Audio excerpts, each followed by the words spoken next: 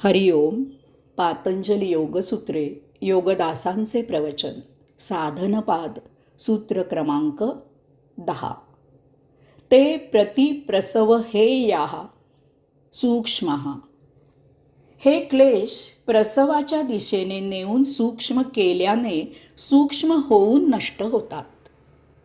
योगाधिराज पातंजलींनी साधनपाद यामध्ये सुरुवातीलाच क्रियायोगाचं आचरण करायला सांगितलेलं आहे.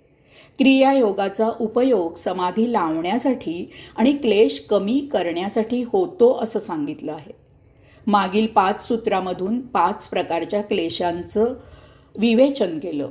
क्रियायोगानं हे क्लेश कमी होत असले तरी ते नष्ट होत नाहीत, त्यांचे संस्कार शिल्लक राहतात. समाधी लागण्यासाठी आणि योगाभ्यास उत्तम प्रकारे होण्यासाठी क्लेश नाहीसे होणे आवश्यक असते. यास्तव या सूत्रात हे क्लेश नष्ट होण्यासाठी योगाधिराज पातंजलींनी उपाय सांगितलेले आहेत. योगाधिराज पातंजली सांगत आहेत की क्लेश प्रतिप्रसव करून सूक्ष्म करावे. क्लेश ज्या कारणाने उद्भवले असतील त्या कारणातच ते लुप्त करावे. क्लेशांचा दोरा ज्या रीळामधून सुटून बाहेर आलेला आहे त्या रीळाचा शोध घ्यावा आणि त्या रीळाशीच क्लेशांचा दोरा तोडून टाकावा. असं केल्यानं क्लेशाचं कारण क्षीण होतं. क्षीण झाल्यामुळे त्यातील जोश निघून जातो. असे क्षीण झालेले क्लेश जिंकणे, त्यांना नष्ट करणे सोपे जाते. क्षीण झालेले क्लेश नाहीसे करणे शक्य होते. एखादी महाप्रचंड नदी उगमापासून सागराकडे वाहत असते. त्या वाहण्याला एक दिशा असते. त्या नदीचा वाहत जाण्याच्या दिशेच्या बरोबर विरुद्ध दिशेला जर आपण शोध घेत गेलो तर आपल्याला त्या नदीचं उगमस्थान सापडेल. उगमस्थानी नदी महाप्रचंड नसते, छोटी झऱ्यासारखी असते, क्षीण असते. त्या प्रसव होण्याच्या म्हणजे उगम होण्याच्या, निर्माण होण्याच्या, जन्म होण्याच्या ठिकाणी नदी लहान असते. क्लेशांचे अशा प्रकारे प्रतिप्रसव करावं. क्लेशांच्या विरुद्ध दिशेला विचार करत करत त्याचं मूळ उगमस्थान शोधावं. तेथे त्या क्लेशाचं छोटंसं कारण सापडेल.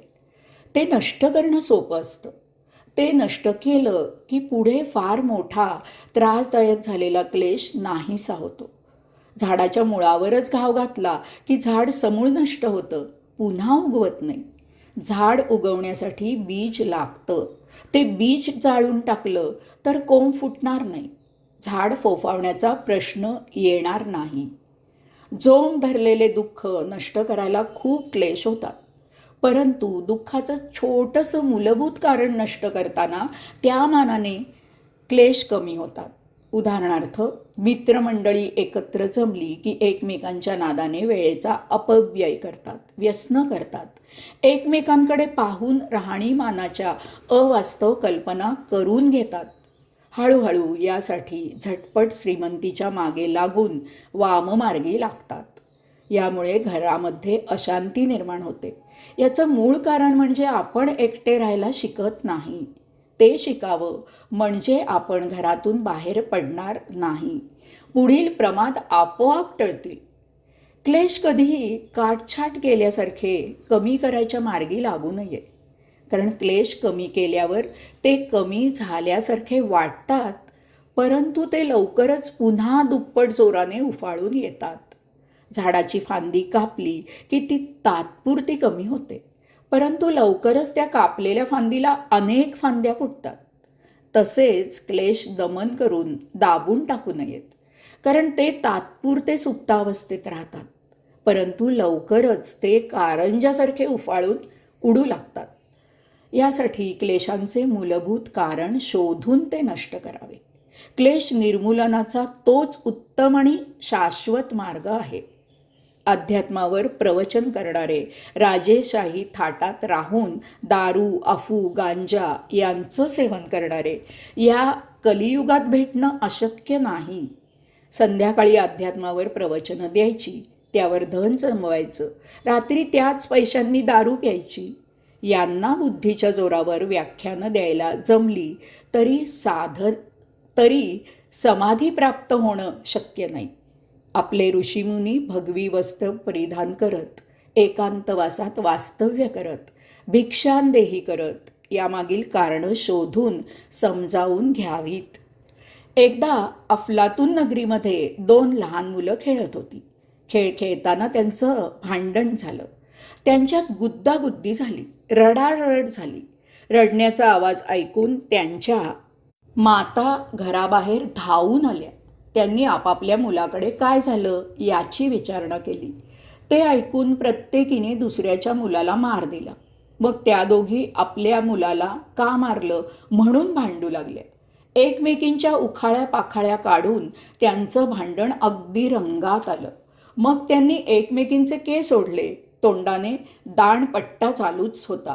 हे भांडण दुसऱ्याचे असल्यामुळे ती मजा आहे असं समजून ती गंमत पाहायला भरपूर गर्दी झाली होती. त्या गर्दीतून कुणीतरी त्यांच्या नवऱ्यांना हे वृत्त दिलं. ते समजताच त्या दोघींचे नवरे आपले काम सोडून तिथे आले. त्यांनी प्रथम एकमेकांना शिवीगाळ करून हातांनी मारामारी केली. मग आपापल्या घरातून काठ्या आणून काठीने एकमेकांना मार दिला. रक्तबंबाळ होईपर्यंत मारामारी चालू होती. बघे त्रयस्थ वृत्तीने ती गंमत पाहत होते. इतक्यात तिकडून एक साधू आला. त्यांनी त्या पुरुषांना त्यांच्या भांडणाचं कारण विचारलं. त्यांनी त्यांच्या बायका भांडत होत्या हे कारण सांगितल्यावर त्या साधूने बायकांना त्यांच्या भांडणाचं कारण विचारलं. त्यांनी त्यांच्या मुलांचं भांडण झाल्याचं सांगितलं. साधू म्हणाला, मुलांना बोलवा. पाहतात तर दोन्ही मुले तिथे नव्हती. ती तिथून जरा लांब एका झाडाखाली त्यांना शाळेत शिकवलेले गाणे आनंदाने गात नाचत होती. हरिओम.